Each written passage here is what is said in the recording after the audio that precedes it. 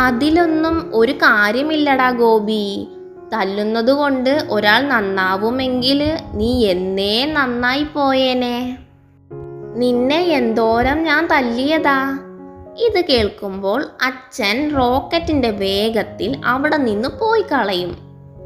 ഇനിയും അവിടെ നിന്നാൽ കാര്യം പന്തിയല്ലെന്ന് അച്ഛനറിയാം. എൻ്റെ പുന്നാര മുത്തശ്ശൻ.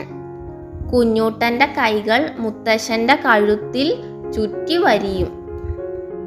വിദ്യാരംഭ ദിവസം ഹരിശ്രീ കുറിച്ച് കഴിയുമ്പോൾ കുട്ടികളുടെ രക്ഷിതാക്കൾക്ക് മുത്തശ്ശൻ ഉപദേശം കൊടുക്കും. കുട്ടികളെ നല്ലോണം വളർത്തണം, അന്നം കൊടുക്കണം, അടിയും കൊടുക്കണം, അമിത ലാളനയാവരുത്, അമിത ശിക്ഷയും പാടില്ല. ഒക്കെയും മനസ്സിലായി എന്നർത്ഥത്തിൽ രക്ഷിതാക്കൾ അപ്പോൾ പുഞ്ചിരിക്കും. മുത്തശ്ശൻ മുമ്പ് പഠിപ്പിച്ച കുട്ടികൾ അവരുടെ പേരക്കുട്ടികളുമായി എത്താറുണ്ട്. എന്നെ പഠിപ്പിച്ച പോലെ എൻ്റെ പേരക്കുട്ടിയെയും ആശാൻ പഠിപ്പിക്കണം. ഇവനിത്തിരി മടിയനാ. അതെന്താ ഗംഗാധര നീ അങ്ങനെ പറയുന്നത്?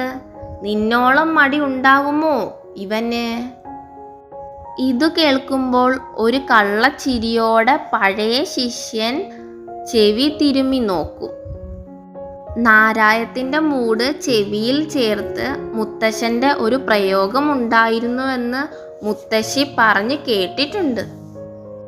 3-ാം ക്ലാസ്സിലാണ് പഠിക്കുന്നതെങ്കിലും ഇലക്ട്രോണിക്സ് വിഷയത്തിൽ വലിയ കമ്പമുണ്ട് കുഞ്ഞൂട്ടന്.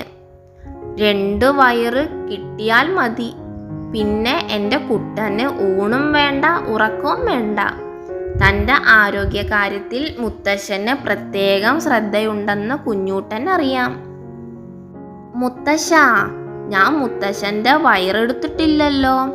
അത് അവിടെ തന്നെ ഇല്ലേ? മുത്തശ്ശൻ്റെ കുടവയറിന് നേരെ കുഞ്ഞൂട്ടൻ വിരൽ ചൂണ്ടും.